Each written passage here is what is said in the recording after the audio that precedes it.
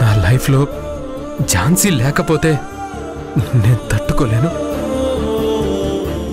నిజం చెప్పాలంటే నేను బ్రతకలేను బాబాయ్. రేయ్ గౌతమ్, ఎందుకిలా డిసప్పాయింట్ అవుతున్నావు? ఇప్పుడు ఏమైంది చెప్పు. అది కాదు బాబాయ్, తను వేరు నేను వేరు అంటుంది. తనొచ్చిన పర్పస్ వేరు. అనవసరంగా ఏవేవో ఊహించుకోవద్దంటుంది. తనన్న మాటలు ఒక్కొక్కటి గుర్తొస్తుంటే నా గుండె ముక్కలైపోతుంది. రేయ్ గౌతమ్, సరే తనేదో అలా అనిందే అనుకుందాం. ఇప్పుడు నువ్వింకా నీ లవ్ ప్రపోజ్ చేయలేదు కదరా, ఎందుకలా డేలా పడిపోతావు? ఇప్పుడు నువ్వు కూడా మళ్ళీ మీ అక్కలాంటి చీప్ ట్రిక్స్ మా దగ్గర ప్లే చేయకు. రేయ్ గౌతమ్, ఝాన్సీ అలా మాట్లాడడానికి కారణం మీ తాతయ్య సోమేశ్వరరావే. ఆయన మాటలు నన్నే చాలా బాధ పెట్టాయిరా. అలాంటిది ఝాన్సీ ఎంత ఫీల్ అయి ఉంటుందో అర్థం చేసుకో. అందుకనేమో తనలా బిహేవ్ చేసి ఉంటుంది. అంతేకాని నువ్వంటే ఇష్టం లేకనో ప్రేమ లేకనో కాదురా. రేయ్ గౌతమ్, ప్రేమలో ఇలాంటివి కామన్ రా. మనమే ధైర్యంగా ముందుకు అడుగులు వేస్తూ వాళ్లలో ధైర్యాన్ని నింపి మన ప్రేమని మనమే సక్సెస్ చేసుకోవాలరా. అంతేగాని నువ్విలా మూలను కూర్చుని బాధపడితే ఎలారా? తను అలా మాట్లాడినందుకు నువ్వెంత బాధపడుతున్నావో అంతకంటే తను ఎక్కువ బాధపడుతూ ఉండొచ్చు. తనెందుకు బాధపడ్డం బాబాయ్? తాత ఏదో అన్నారని తన మనసుని చంపుకుంటుందా? నువ్వు లవ్లో పూర్తిగా మునిగిపోయి మన ఇంట్లో జరిగిన సంఘటనలు మర్చిపోయావనుకుంటా. వాళ్ళ అక్క వల్లే మీ అన్నయ్య దూరం అయ్యాడని అందరూ అంటుంటే ఇంకా తనెలా ఓపెన్ అవుతుందిరా? పాపం ఝాన్సీ ఇంటి వాళ్ల కోసం, ఇంటి పరువు కాపాడడం కోసం చాలా చేసిందిరా. మన వాళ్ళు అదేది అర్థం చేసుకోకుండా తనను ఇంకా అవమానిస్తూనే ఉన్నారు. అరే గౌతమ్, ఏది ఏమైనా సరే నువ్వు మాత్రం ఝాన్సీని వదులుకోకురా. నీ లైఫ్ బాగుండాలంటే ఝాన్సీతోనే నువ్వు జీవితం పంచుకోవాలరా. అది జరగాలంటే నువ్విలా ఉండకూడదు. ఎప్పట్లాగే యాక్టివ్గా ఉంటూ ఝాన్సీకి సాయం చేస్తూ ఉండాలరా. అప్పుడే ఝాన్సీ ఏదో ఒక రోజు నీ ప్రేమని యాక్సెప్ట్ చేస్తుందిరా. అది కాదు బాబాయ్. రై, నువ్వింకేం చెప్పొద్దు. నీ మనసులో ఉన్న నెగిటివ్ థాట్స్ అన్నీ తీసేసేయి. ఒక పాజిటివ్ వైబ్లో ఉండు. అంతా మంచిగా జరుగుతుందిరా. నువ్వేం వరీ కాకు.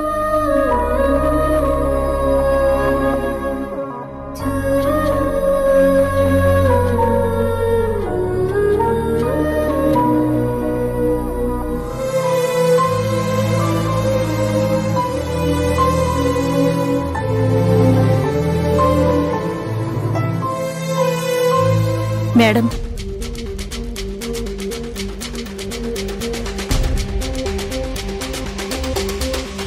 కాఫీ తీసుకోండి. నాకు కాఫీ ఎందుకు తీసుకొచ్చావు? నేనేం చెప్పలేదు కదా. ఇంకెప్పుడు ఇలా కాఫీ లాంటివి తీసుకురావద్దు. ఈ విషయం ఇంట్లో వాళ్ళకి తెలిస్తే అనవసరంగా మిమ్మల్ని తిడతారు. వెళ్ళండి.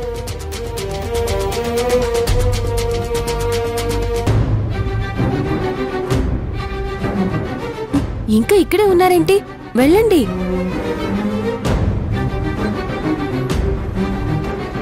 మీతో కొంచెం పనుంది మేడం. ఏంటి? స్వాతి, ఇలా రామ్మా.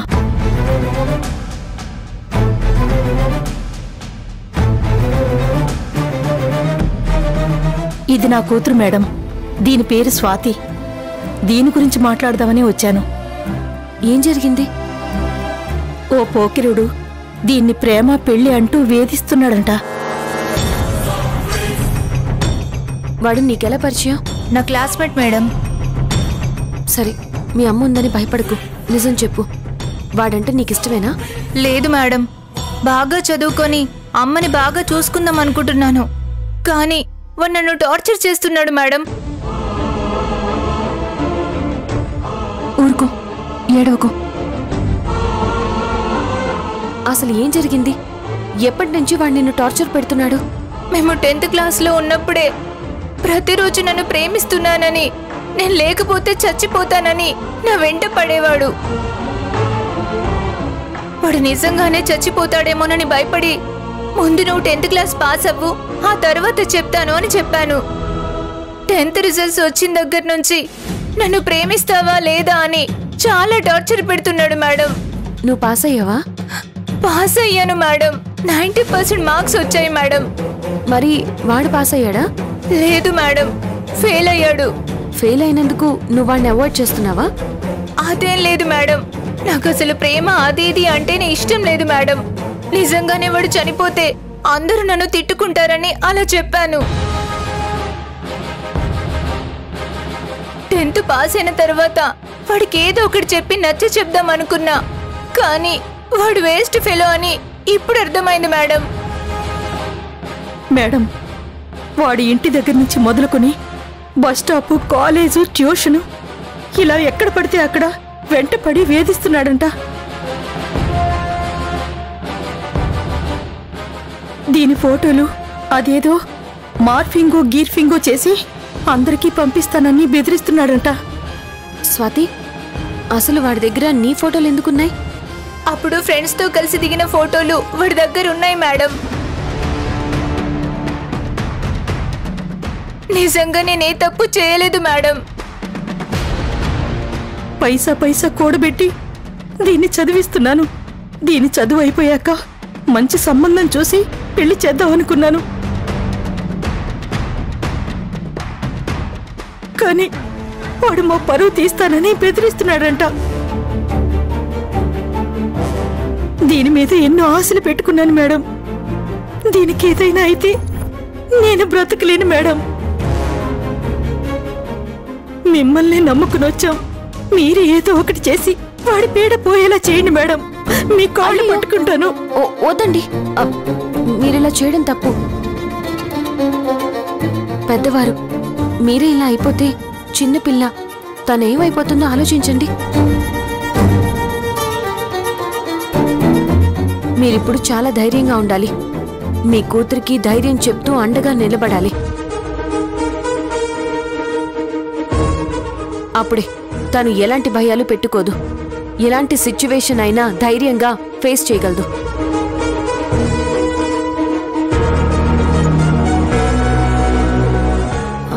అవును, మృణాలిని గారు ఉన్నారు కదా, తనకి చెప్తే తను ఈజీగా ఈ కేసుని సాల్వ్ చేస్తారు కదా.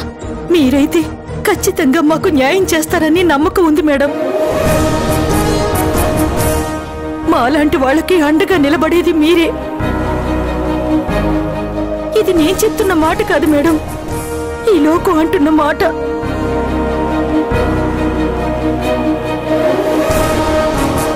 మీరే ఎలాగైనా దీన్ని కాపాడండి మేడం. వాడు నిన్ను బస్ స్టాండ్ లో హెరాస్ చేస్తున్నాడు అన్నారు కదా? అవును మేడం. ఓకే, నేను చెప్పేది విను.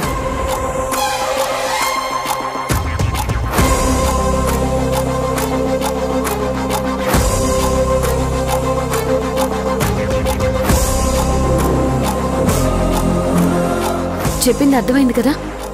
అర్థమైంది మేడం. మీరేం భయపడకండి, ధైర్యంగా ఉండండి. అంతా నేను చూసుకుంటాను. చాలా సంతోషం మేడం. వద్దండి,